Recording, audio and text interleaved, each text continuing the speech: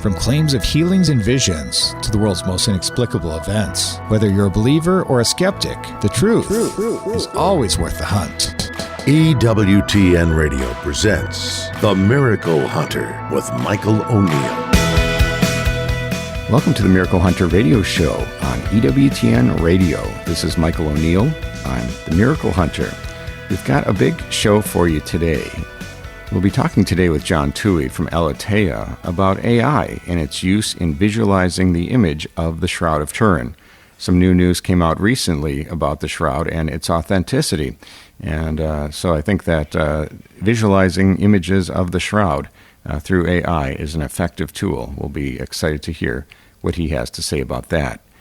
And later in the show, we'll be talking with Dr. Mark Miravalle about some big news coming out of Rome related to Medjugorje. Those people who are interested in checking out the latest episode of They Might Be Saints, there's a new one, Mother Mary Teresa Dujic, that comes out on her death anniversary, which is on September 20th at 4 p.m. Central Time. And this is a special presentation in that it's 60 minutes. The normal They Might Be Saints episodes are 30 minutes. So this is sort of a double episode, and it's the story of how Josephine Dujic began a ministry for the elderly, sick, and poor, and she later founded the Franciscan Sisters of Chicago. We'll be looking at her canonization cause and how it is progressing. That is the hour-long version of They Might Be Saints, Mother Teresa Dujic, and that's coming up on the 20th of September at 4 p.m. Central Time. And also check out Explore with the Miracle Hunter, Monte Cassino. This is one of the most breathtaking places that we've ever been on pilgrimage. That monastery at Monte Cassino, the site for the exploration into the life of Saint Benedict of Nursia. Of course, he's the creator of the Benedictine rule and inspiration for the Saint Benedict Medal. This is a fascinating episode with some incredible drone shots.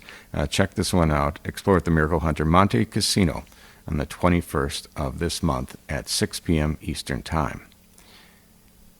Later in the show, we're going to be looking at the Might Be Saint of the Day. We've got St. Lawrence Mary Joseph Imbert from France, you guessed it, in 1796 to 1839. The 365 Days with Mary project for today on September 21st is from 1468. The Virgin of Tresto from 1468. And the question of the week, why does Mary appear looking and sounding different in her various apparitions? I'll be excited to try to answer that one later in the show. And the miracle of the day comes from 1682, Mar del Sur in El Salvador. Our Lady of Peace. There was a miraculous image from that date. Let's take a look at the miracle news. As we've been revealing on recent weeks on this segment, Miracle News, we've been talking about the Vatican's new statements that have been coming out related to Marian apparitions. There seems to have been a backlog throughout history while they were waiting for more information about the supernatural character of these events. But now that that has been eliminated from the Vatican norms declaring on supernaturality, now we see a floodgate opening of statements coming from Rome. And the latest one is a 1945 alleged apparition from Codosera in Spain, Our Lady of Sorrows. And what's fascinating to me is that many of these things that the Vatican is making pronouncements on now, in my estimation, have already been given the signs of faith expression that the Church has been behind them. If you go to my miraclehunter.com website, you can look under the Approval tab and you can find out which apparitions have been approved and which are condemned and which have been acknowledged in the past for faith expression. And it turns out these are the very same ones that the Vatican is now releasing nihil obstat statements at the request of the local bishop. So if you want any preview about what's coming next out of the Vatican, at least as far as approvals go to my website, miraclehunter.com, and look at apparitions, proof for faith expression, and you'll see the list of ones that the ones they are just sort of verifying now. Nothing new is coming out of Rome, except for condemnations at this point. But you can see the ones that have already been sort of acknowledged by the Catholic Church in one form or another. But the latest news is that the Vatican has accepted the decree of the Archbishop approving the spiritual activities to the Catholic shrine of Chandavila in the town of La Codosera in Badajoz in Spain, where Our Lady of Sorrows is alleged to have appeared to two young girls at the end of World War II. And in an August 22nd letter from the Dicastery for the Doctrine of the Faith, they called Our Lady of Sorrows of Chandavila a, quote, beautiful devotion with many positive aspects, including conversions, healing, and other visible signs of the action of the Holy Spirit in the pilgrims who visit that shrine. And this letter, signed, of course, by the DDF prefect, Cardinal Victor Manuel Fernandez, and approved by Pope Francis in an August 22nd audience, said that the shrine, quote, may continue to offer to the faithful who wish to approach it a place of interior peace, consolation, and conversion, end quote.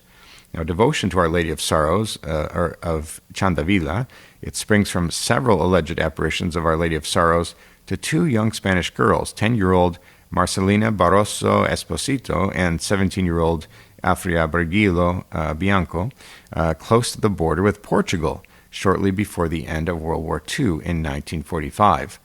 And the Dicastery for the Doctrine of the Faith noted that after the alleged visions, the two girls led a discreet and inconspicuous life, both dedicated themselves to the works of charity, especially to caring for the sick, the elderly, and orphans, thereby transmitting to those who are suffering the sweet consolation of the Virgin's love that they had experienced. And they say there is nothing one can object to in this beautiful devotion, end quote. That's what the letter says. And of course, as exciting as this is, as we see the Vatican acknowledging one of these apparition cases, we again are not seeing the affirmation of supernaturality. They're not saying this was a supernatural event. They're not saying it was a real miracle. They're just saying nothing gets in the way from anyone who wishes to engage with this devotion. So less exciting news than we might see in the past as far as apparitions go, but this is just a reaffirmation, as I said, of something that we've known for a long time, that faith expression was allowed at this site in La Colosera in Spain. For more information on this apparition, you can go to miraclehunter.com, check out my website. I've got a whole webpage dedicated to this one. Let's take a look at Catholic Pub Trivia. We do this every week where we ask a question of the week and we give a prize to an emailer that writes in the fastest. You can write into questions@miraclehunter.com if you think you know the answer. In last week's question, we were talking about Mother Mary Teresa Dujic ahead of her new episode coming out on EWTN. We said, how many Venerables, Blesseds, Saints are there from Chicago? And that answer is 3. And we have Venerable Augustus Tolton, Venerable Mother Mary Teresa Dujic, and, of course, Mother Cabrini, the saint from Chicago, whose shrine is here in this great city. So we have the number at 3, and perhaps we're all hoping for more saints from my city of Chicago. And this week, the question, what was the last apparition approved as supernatural by Rome? Again, in the news items today, we're talking about Medjugorje, and we're also talking about this new Chandavila approval that just came out. But what was the last apparition approved as supernatural by Rome? I mentioned we're no longer going to be seeing those from Rome, approvals of supernaturality. But which was the very last one that got such a label or a judgment from Rome? If you think you know that answer and want to win the prize, the image of the faces of Mary, send me an email to questions@miraclehunter.com, and maybe we'll be answering your question in the air next week. We need to take a short break, but when we come back, we're going to be looking at the Shroud of Turin. John Touhey from Aleteia is joining us to visualize the shroud using artificial intelligence. Stay with us for that.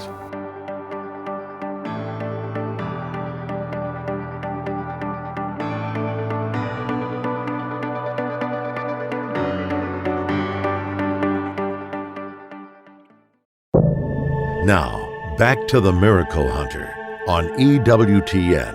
Here's Michael O'Neill. Welcome back. You're listening to the Miracle Hunter radio show on EWTN Radio. This is Michael O'Neill. I'm the Miracle Hunter. We talk a lot about mysteries and mysterious objects in this program. Perhaps the most mysterious object in the entire world is the purported burial cloth of Christ, the Shroud of Turin. And we're joined today by an editor and writer from Aleteia. He had a great new article that came out about Shroud of Turin and the use of AI. And we welcome to the program today, John Touhey. Hello. Thank you for having me on. Well, thanks, John, for being with us today. And I think this is An exciting time for people who are interested in the shroud and have always been kind of wondering what that cloth was and what that image was.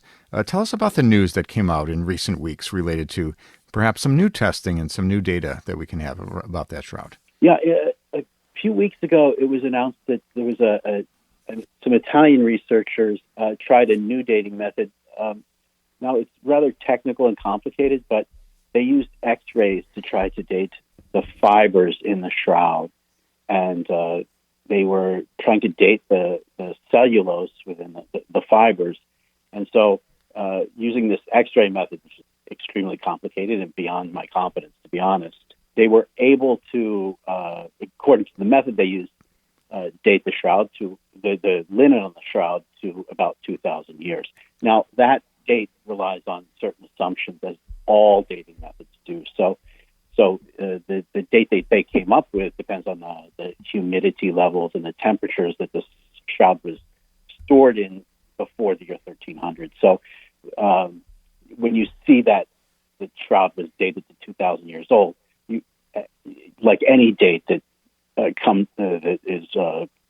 come up with, you have to realize that there are assumptions being made there, and they admit that in the paper. So. I think it's exciting that perhaps they're getting closer to that number that we all might expect. It was a pretty disappointing result in 1988 when we all learned it was a medieval forgery, or so we were told. So I think that the year 2000 seems much closer to what we might expect. And when we talk about this cloth, who owns it, and what does the church actually say about it? Have they ever declared it formally as miraculous or the true cloth of Christ? Yeah, for many years, for most of its history, at least until at medieval times, the shroud actually belonged to the Archbishop of Turin, Italy.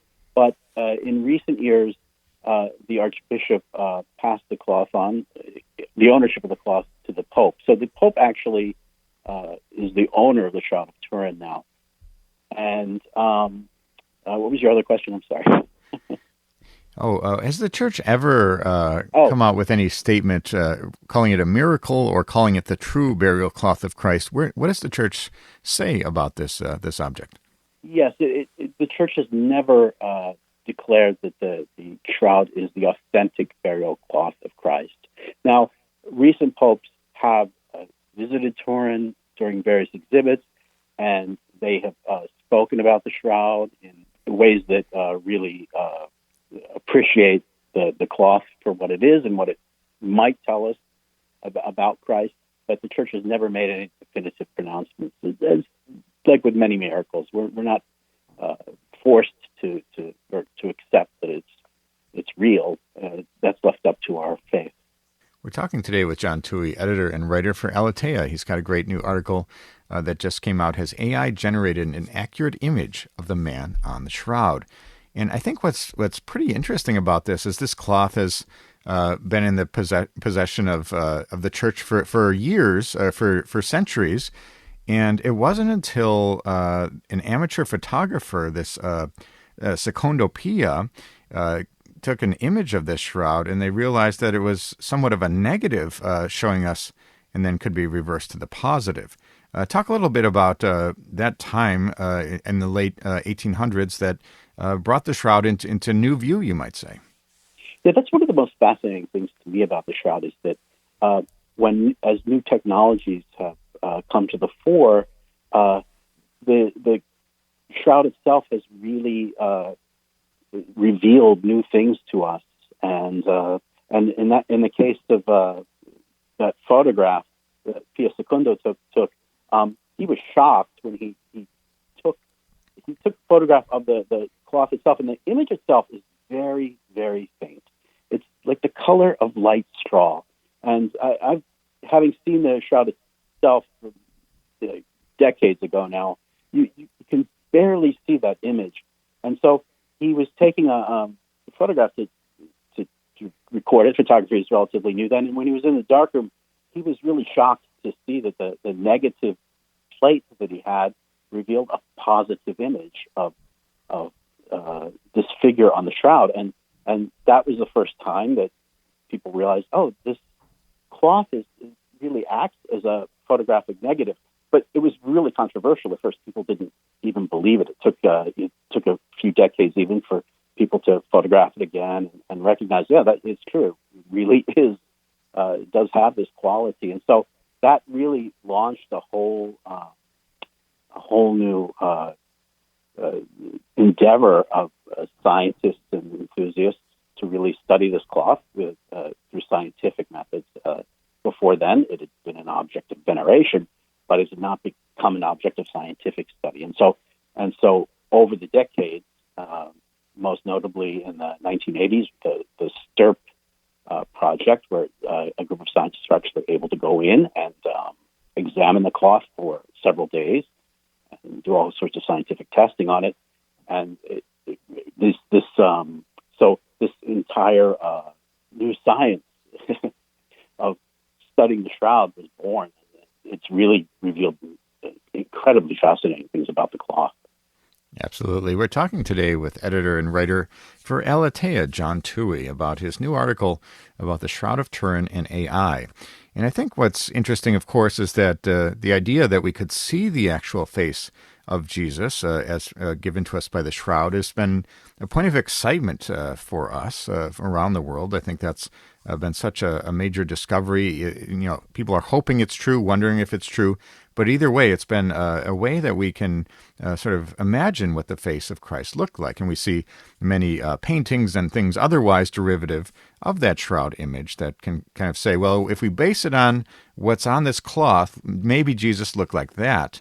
But now we have the advent of AI, artificial intelligence, where we see in various ways, whether it's images or music or otherwise, or technology, we see the application of advanced intelligence in order to generate a new view of the world. And so one of those things that's happening is that AI is being applied to the Shroud of Turin, in the sense that we're trying to generate an image of what Christ may have looked like based on that photographic negative. Talk to us a little bit about what's being done with AI and some of the things that are trending online, these images that are getting a lot of attention that are purporting this may be what Jesus really looked like. Yeah, I think with the advent of AI, and particularly the ability of AI to generate images, it's only natural that people want to know what does the face of Jesus really look like. And so naturally people have taken the shroud image, and people have even done this in the past. Artists have looked at the shroud and tried to use the features in the shroud, it has a photographic quality, but obviously the image is not as detailed as we would like it to be. So they try to fill in those details. What did his face actually look like, in the sense of a photographic quality of, if I looked at a photo of Christ himself as we took a photo today. And so artists have done this over the years, and now AI, because it generates images so quickly and you can input all this information in, that people naturally want to use AI in order to recreate the face. Now the question is, and that's the question that was raised by my article and that I was forced to grapple with as I was writing the article, is it really possible? What are you really getting when you see online people presenting these AI images of the face of Jesus? And a lot of that depends on your understanding of how AI actually generates images. It's really important to understand that when you're looking at these things, because AI actually doesn't really recreate anything original. All AI images are generated by previously existing images. Billions of images are used, and AI and artificial intelligence really isn't intelligent. It's an algorithm that can very, very quickly take these billions of images and then come up with something that is really an amalgamation of these billions of different images. And every time you generate one of these images, you come up with a different result. So is it really reliable? I think if you read the article I wrote, and I also wrote an article about the miracle of the sun. Could you really understand what the miracle of the sun looked at using AI? You see that there are really great limitations to this, and there's no really reliable way to say, oh, this is a true image. This is what Jesus really looked like. This is what the miracle of the sun looked like, for instance. That it's a very dubious claim, I would say. So just to reiterate, if you were to use ChatGPT or other an AI tool, if you were to ask it to generate the image, true image that could be derived from the Shroud of Turin, if you ran that algorithm multiple times, you'd get different results. Is that right? That's correct. In fact, you can get dramatically different results, and if you can just by tweaking then one word in your question, in your query, you will dramatically change the results. And so you see that what you're getting is not truly reliable, I would say. Yeah, I think many people out there have tried out ChatGPT. I think I was reading an article somewhere that said it is by far the most used platform in the history of the world. I think that so many users have tried it.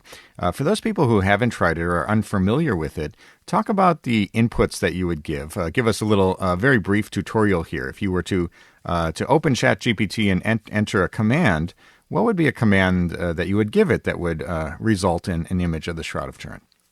Well, it's pretty remarkable, actually. It's very simple to use. You simply you can say something simply as, I would like to see an image of, and then you type in a description of what you would like to see. So you might type in, I would like to see an image of the face of the man portrayed on the Shroud of Turin, for instance. Now, you'll type that in, within about 30 seconds, you will receive 1 to 3 images. And then you can further take that. You can click on one of the images and then further refine it and ask it to change certain things. It's really fun, actually, to do it, and it's a remarkable technology. Yeah, it's absolutely amazing. And as we wrap up today, for those people who are interested in the Shroud and interested in some of the either painted artworks or AI-generated artworks, what would you say all this points to? What is the meaning behind it for all of us in this search for the face of Jesus? What can you tease out from this interest? I think the main point, the point that I discovered as I was writing the article itself is, what does it really mean to say that I want to see the face of Jesus? And I think that we have to. I was reminded of the disciples who encountered Jesus, the risen Jesus, on the road to Emmaus, and they didn't recognize him at first. They didn't know who this person was, and it was only after seeing his deeds and hearing his words and see him break the bread that they finally, oh, I'm looking at Jesus. That's who I'm looking at. And so, I think when we try to seek a photograph of Jesus, we have the impression that, oh, I'll just look at this image of Jesus and then I'll know the face of Jesus. And the truth is, if we, as I say in my article, if we look at a photograph of someone, that doesn't really tell us very much about the person. And you can even see a photograph of one of your own loved ones, and if it's taken at a strange angle or something, it's almost like, who is this person? The appearances tell us very little. What really tells us about the person is their words, their deeds, their action, and and our relationship with them. And the other point that I would like to make is that if the Shroud is authentic, then it is an icon created by God himself of his Son. And so that image itself tells us something important about Jesus.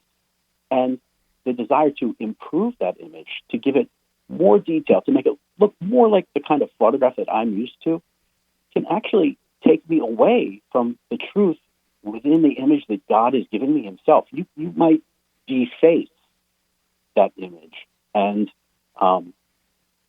in order to recreate an image of Jesus that more suits what I think he should look like. And so I think it's very important to look at the face on the Shroud and, even though it doesn't have all the details that I would like to see, ask myself, what is that image trying to convey to me? What is God, if this image is authentic, what is God trying to tell me? And really for me, the Shroud is an image of love. the face of Jesus is a face of love toward me, of sacrifice, of love that goes to the extreme for my sake. And so I really think that's it's really important to appreciate that image itself and to try to grapple with it. And like any miracle, possible miracle, to grapple with that, the facts themselves, and try to understand what God is trying to communicate to me through that fact. Absolutely. Well, those are some great reflections. We've been so grateful to be joined today by John Touhey, editor and writer for Aleteia. Check out Aleteia, the website, for John's articles and many of this discussion of what we talked about today. Thank you so much, John, for joining us on today's program. Thank you. God bless. That was John Touhey, editor and writer for Aleteia. Check that out. That new article online has AI generated an accurate image of the man on the shroud. I've posted a link to it on the Facebook page of The Miracle Hunter. We need to take a short break, but when we come back, we're going to be looking at the question of the week. Stay with us for that. Now, back to The Miracle Hunter on EWTN. Here's Michael O'Neill. Welcome back. You're listening to the Miracle Hunter radio show on EWTN Radio. This is Michael O'Neill. I'm the Miracle Hunter. I love getting your questions. People write in from around the world with questions about miracles happening in today's world and those that have happened centuries ago. And I love getting the email questions, of course, but I also really like getting questions from an audience when I speak in front of a crowd. And every year I go to probably about 20 different places around the country.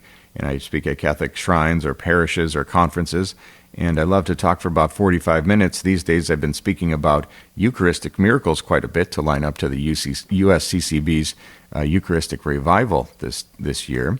But I also talk about Mary like I did in California this past week. And one of the questions I got from the audience, and for those parishes and shrines that would like to invite me to their parish, you can go to the miraclehunter.com website and click on the Contact tab. And maybe I'll be speaking at a parish in your area.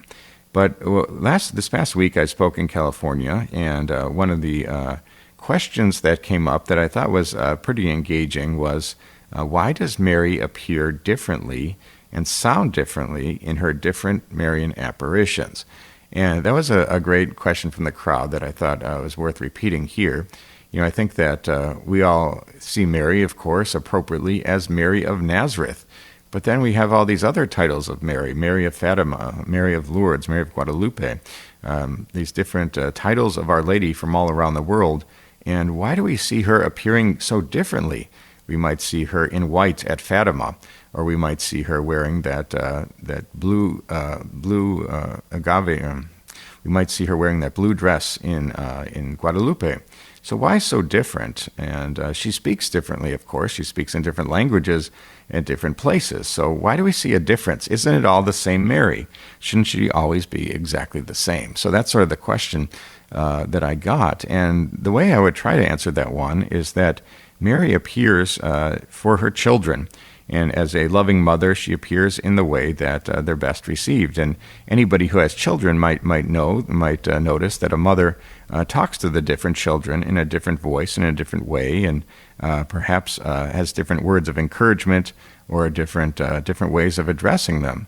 So we see Mary appearing all around the world to children and others, and appearing in a dress that would be resonant with those people of that area, perhaps speaking in the language of that area. She spoke in patois, a simplistic dialect of French, for Saint Bernadette in 1858, for example. At Kabeho in Rwanda in 1981 and beyond, Mary appeared, and she stayed for hours giving her Marian apparitions in that place, because apparently, according to that cultural tradition, the mother staying for a longer time would have been most accepted and appropriate. And we see her using the dress, the words, the language, the cultural approach in each of these places that she might interact with her children, in each of those places in the best way. So that's my best answer for why does Mary appear differently. She does that for the comfort and understanding of her children. So thanks for that question. If you have a question for the Miracle Hunter, you can send me an email at questions@miraclehunter.com, and maybe I'll be answering your question next week. Let's take a look at the 365 Days with Mary project. We do this every week where we look at the Marian devotion of the day as it lines up exactly to the day's date. And for today's date, September 21st, we have the Virgin of Tresto from the year 1468. And the story goes that on September 21st, 1468, the Virgin appeared to Giovanni Zelo. He was a boatman from Padua when he was returning home. In the evening, he had stopped to sleep in a boat under a bridge in Borini. And around midnight, he was awakened by a woman's voice calling him 3 times, and he saw a beautiful woman who asked him to follow her. They walked out to the countryside in Tresto and told Giovanni that she was the Virgin Mary, asking him not to blaspheme and to ensure that in every place a church was built according to the design and the measures which she illustrated. She gave him a knife to pierce the ground and have it flow with blood to prove to others of this vision. And the church was entrusted to the congregation of hermits, of which Giovanni took the habit in the lay state. And that is the Virgin of Tresto from September 21st, 1468. For more titles of Mary, you can go to 365dayswithmary.com. You can connect to the Facebook page and join any of the 10,000 other followers of 365 Days with Mary, or you can download the free app from the iOS App Store, 365 Days with Mary. Let's take a look at the miracle of the day. We do this every day, or every week, I should say, where we connect a miracle that happened at some point in Christian history with the day's date. And so for today's date, September 21st, we have a miraculous image of Our Lady of Peace from Mar del Sur in El Salvador in the year 1682. And tradition has it that sometime in 1682, some merchants found an abandoned box on the shore of Salvador's Mar del Sur. They were unable to open the box, and as it was tightly closed and sealed, they surmised that it contained something of value and decided to take the city of San Miguel, where they would find out how to open it. They tied the box on a donkey's back and undertook the long and dangerous journey to the city, where they arrived on November 21st. They informed the local authorities of their find, but when they went to the local parish church, now a cathedral, the donkey lay down on the ground, and they were able to open the box and were surprised to find that it contained a lovely image of Our Lady holding the Christ child. And the origin of this image is still a mystery, but it's never known for whom the box was intended, how it came to reach the beaches of El Salvador, and it's said that a hard and bloody struggle was going on between the inhabitants of the region, but when they heard the marvelous discovery in the abandoned box, they put down their weapons and immediately ceased fighting.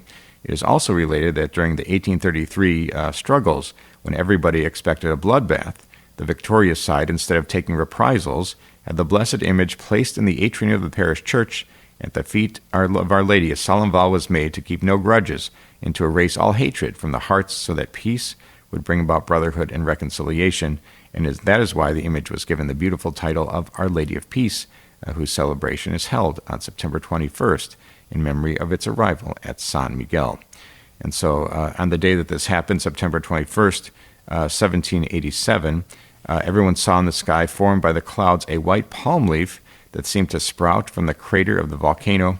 And considering this was a sign of the Virgin's protection, her faithful decided to place in her hand a gold palm like they had seen in the sky. So that statue is adorned with a gold palm leaf in commemoration of this miracle also that they thought from 1787.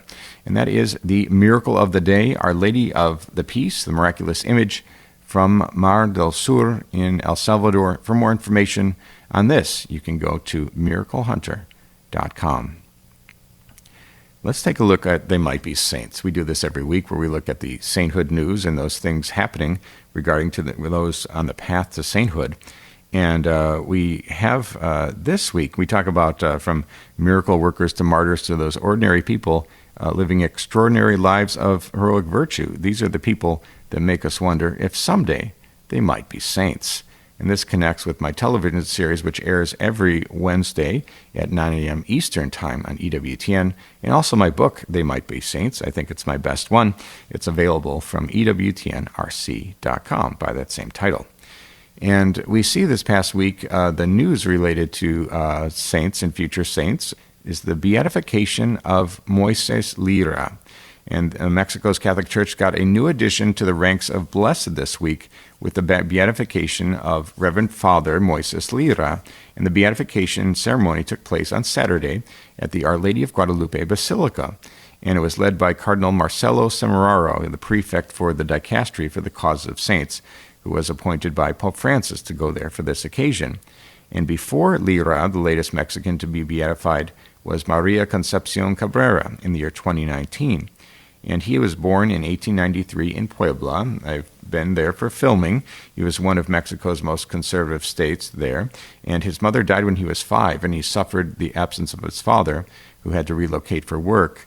And Lira dreamt of becoming a priest from the young age. In 1914, he became the first novice, founded by a French priest, Félix de Jesus Rogier. And in 1922, after being ordained a priest, he wrote the motto that would define his life: "It is necessary to be very small to be a great saint." And we see a miracle that had been approved recently that took place between May and June in 2004.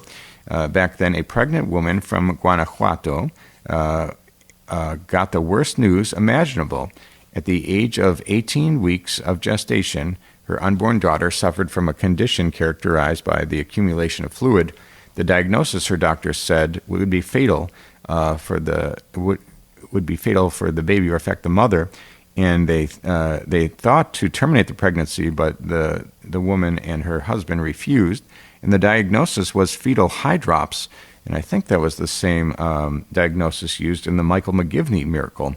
And Maria de la Luz said there wasn't much hope, but they were very clear about one thing: they were not going to opt for abortion. They were going to continue looking for options so their daughter would be born well. And they found a brochure about Father Lira's work, and she prayed. She said, "I don't know you, but please help me." And for 9 days she prayed, and when a doctor's appointment came, a surprise awaited.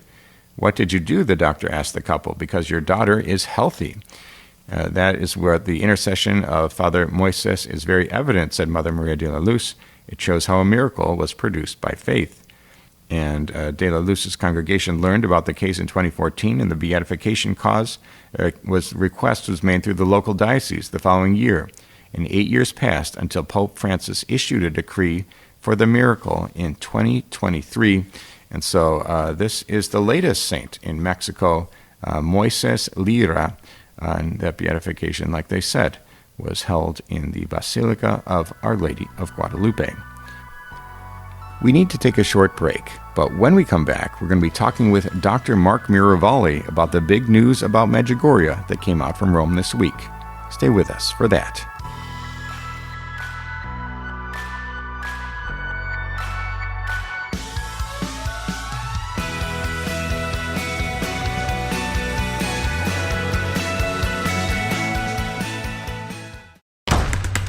Now, back to the Miracle Hunter on EWTN.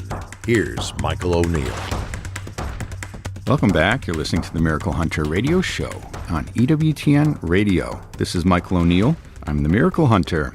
This week we had a huge press conference coming out of Rome. I was honored to be able to be connected to that as a journalist through EWTN.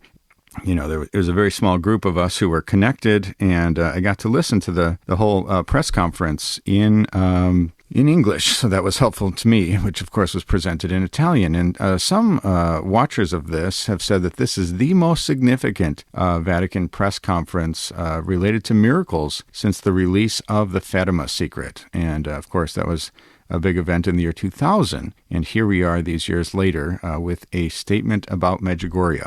For those people who do not know, Medjugorje being those alleged apparitions, which began in 1981, 6 children received visions of the Virgin Mary, according to the reports on that day.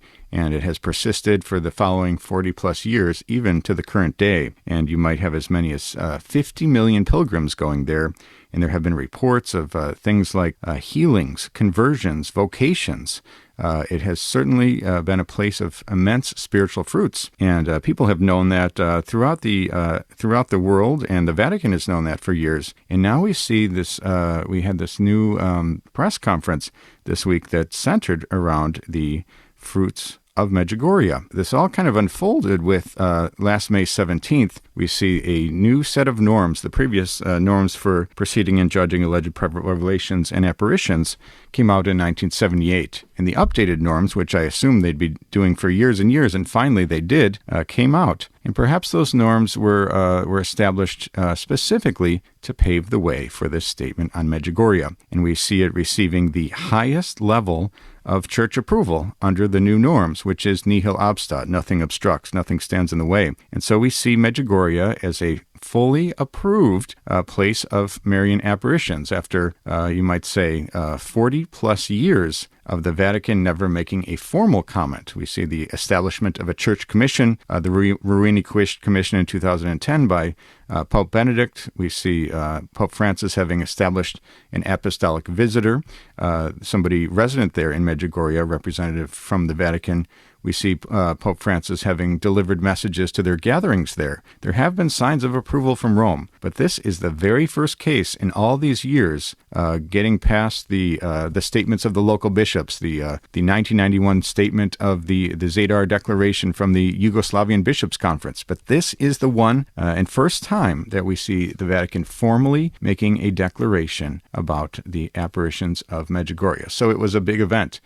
People who are devotees leave this event, leave these results feeling quite good, of course. This is the highest approval the Church can offer. But it's also raised a lot of questions. How did we get here? And is this enough? And so we're so excited today to be talking to the foremost expert on Medjugorje, and that is Dr. Mark Miravalle. Welcome back to the program, Dr. Miravalle. Thank you, Michael. It's always a pleasure to be with you. And so I think this is a big moment for the Church. The Church is finally giving its assessment to the apparitions of Medjugorje, and it came out with its highest form of approval. What was your initial take when you watched this press conference this week? This is the highest positive level that the new norms of May 2024 allow for. So they did not say that Our Lady is appearing at Medjugorje. They said that nothing stands in the way. So with the new norms, the bishop and even the dicaster of the Doctor of Faith can no longer declare anything supernatural. So on the one hand, I think it's fantastic that Medjugorje received the highest possible category, the nihil obstat, especially since there can't be a declaration of supernatural character anymore. On the other hand, I think there's some issues regarding the commentary and also this new way, if you will, that the DDF is applying to apparitions. And I'm mentioning here specifically this insistence on a separation from what they call the, quote, spiritual experience from the apparitions. Now, in the Medjugorje document, there's a long section about the undeniable spiritual fruits. And that's very positive because that's what Jesus says in Scripture in Matthew 7:15-20. You'll know a tree by its fruit. And also, Jesus says a bad tree cannot produce good fruit. So I applaud their focus and their acknowledgement of the global fruits of Medjugorje. You have 47 million communions. 1.6 million priests have visited there over these last years. So that's all very positive. The challenge is saying, yeah, but we don't know who it is. We can't say, and we won't make a declaration that it's the Blessed Mother. And so I think that, and it's very strong in the document, Cardinal Fernandez, as you remember from the press conference, was very clear in saying, not because of the apparition, these fruits, these wonderful fruits, not because of, but just in the midst of. Well, that's very vague, and quite frankly, I think it jeopardizes the possibility of kind of being hurtful to Our Lady herself, saying, well, yeah, we're acknowledging all the graces that typically come when you come, but we're not going to say that you came, and we won't really allow people to say that you came. So I think it's a double-edged sword in the sense of very positive, highest positive category, but concerning commentary. Absolutely. We're talking to Dr. Mark Miravalle today about the new statement on Medjugorje coming out of the Vatican. We've been waiting since 1981, you might say, for some recognition by Rome, and we finally got it. But is it what everybody has been wondering about and hoping for, perhaps? We might ask the question, Dr. Miravalle, the day before the declaration and the day after the declaration, what exactly is different? Because pilgrimages were allowed up until that point. The Pope had established a apostolic visitor, meaning that Rome was acknowledging it in some way. Pope Francis was delivering messages to be delivered to those crowds during their biggest gathering. So we see recognition and allowance by Rome up until the day of this declaration, but perhaps now the declaration says, don't pay attention to the visionaries. You're not supposed to go and talk to the visionaries if you go on pilgrimage there. And now they say, don't get wrapped up in the messages thinking they're from Mary. The messages are beautiful, or most of them, they said. Some have kind of little questions that they want to clean up a little bit, but they're saying, don't really pay too much attention to the messages. Don't pay attention to the visionaries. Don't assume that this is an apparition of Mary, but you're allowed to go there, and maybe there'll be a shrine there. What was different the day before and the day after? What do we see as the benefit of this document? Yeah, it's a great point, Michael. And really, there isn't anything substantially different because of all the things that the Vatican and the Holy Father have done up to this declaration. As you well mentioned, it's been declared an official pilgrimage site. You don't do that for a place that you think is false, or one would pray you wouldn't do that. There's also the Pope sending youth messages to these massive youth rallies for the last 4 years. So, and this new sense of, as you well say, who exactly are we going to see? So in the document it says you go to Medjugorje not to meet the visionaries, not because of the message, but to, quote, encounter the Queen of Peace. But that gets very vague. Quite frankly, I would not spend the money or the effort to go something. I mean, I could encounter Our Lady in the local church or in my house. So I think there's a kind of a safety net that they've put over this statement, which kind of protects them from having to make a declaration. But I'm not sure it serves the church, quite frankly, Michael. And again, I'm obedient son of the church. We obey the norms. But I think we're called to examine the precedent this is. I mean, this is breaking an at least 500-year precedent on the bishop being able to say, and then the CDF or the dicastery being able to confirm or not confirm a declaration of saying, yes, I believe Our Lady came. And it's always been the case that we were not obliged to believe in private revelation, but I have concerns about this effort to, again, separate tree and fruit. I don't find it biblical. And I don't find it really in the presence of the church. And so that's concerning. But in terms of Medjugorje people, they should rejoice. They can go in peace. It's kind of a formalizing of what was the case yesterday. Yeah, formalizing. This is the first statement out of the Vatican, as we've said, in all this time, in these 40-plus years. But nothing has really changed formally. In fact, it has put some slight restrictions on how people should think about Medjugorje. So we're talking today with Dr. Mark Miravalle about this brand new statement out of Rome related to the apparitions that were reported starting in 1981 in Medjugorje.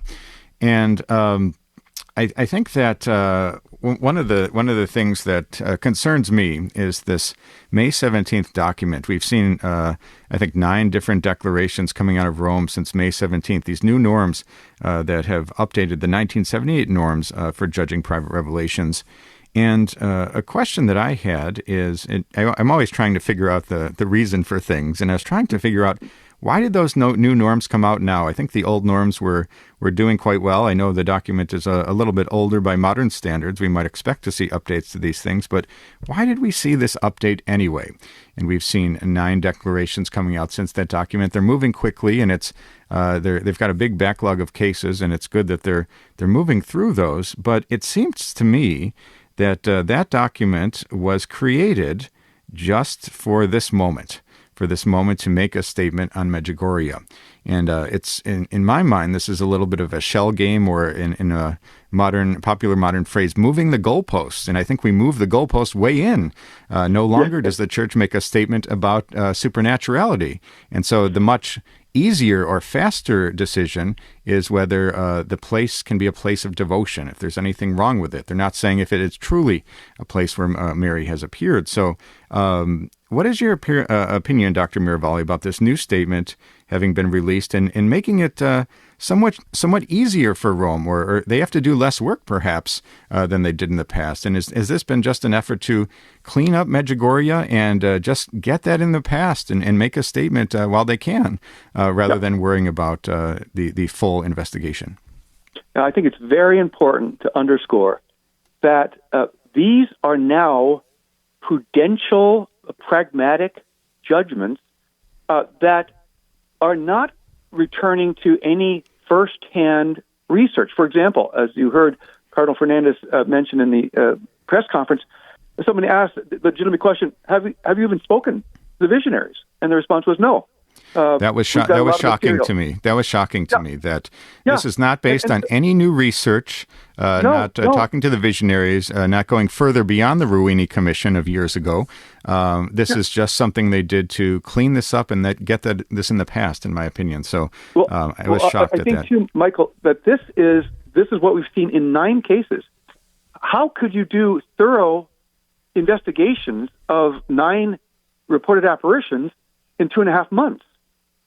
So what this is these are prudential, practical assessments on devotion. So we're really, in a certain sense, we're no longer making decisions on apparitions.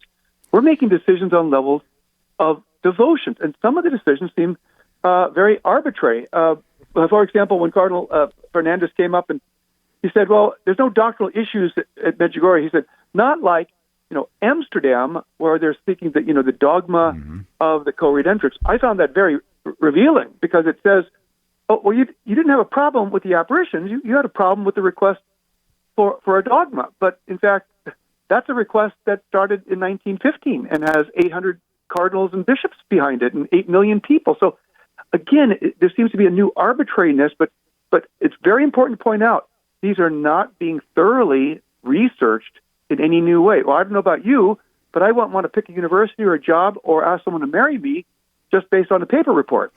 I would want to meet the person, and I want to discern them. And I think that's the danger of replacing bishops on the spot with a group of theologians in the Vatican. With all due respect, they don't have the same proximity, and they probably don't have the same sapiential wisdom that should come as a successor of the apostle. Absolutely. Well, we're so grateful to you, Dr. Mark Miravalle. We're out of time for today. I imagine we're going to be talking again offline about this and back on the show in some time. This is big news. But thank you so much, Dr. Mark Miravalle, for joining us on today's program. My pleasure, Michael. God bless. God bless. And that was Dr. Mark Miravalle talking to us about the new norms coming out of Rome in May, and also their application here. We see in Medjugorje, the statement coming out of Rome. And I think one of the very interesting aspects of this is that somebody asked the question, is it possible that Pope Francis could later release a statement of supernaturality regarding these apparitions? Could this be only the first step that leads to a full approval of supernaturality by Pope Francis? And Cardinal Fernandez said, no, there's no chance. So the door has been slammed on Medjugorje, unfortunately. And we'll be talking more about this, but huge news coming out of Rome. And we're so grateful for Dr. Mark Miravalle. His website is motherofallpeoples.com. I'd like to thank our guest today, Dr. Mark Miravalle, talking to us about this brand new statement on Medjugorje, and also John Touhey from Aleteia, talking to us about the use of AI in visualizing the image of Christ on the Shroud of Turin. Check out this week's program on Saturday at 6 p.m. Eastern Time. Explore with the Miracle Hunter, Monte Cassino. I visit the breathtaking monastery at Monte Cassino. It's the site for the exploration of Saint Benedict of Nursia, the creator of the Benedictine rule and the inspiration for the St. Benedict Medal. Check that one out each week. Explore with the Miracle Hunter this week, Monte Cassino. And I'd like to thank you for joining me today on Miracle Hunter, where from claims of healings and visions to the world's most inexplicable events, whether you're a believer or a skeptic, the truth is always worth the hunt. Talk to you next week.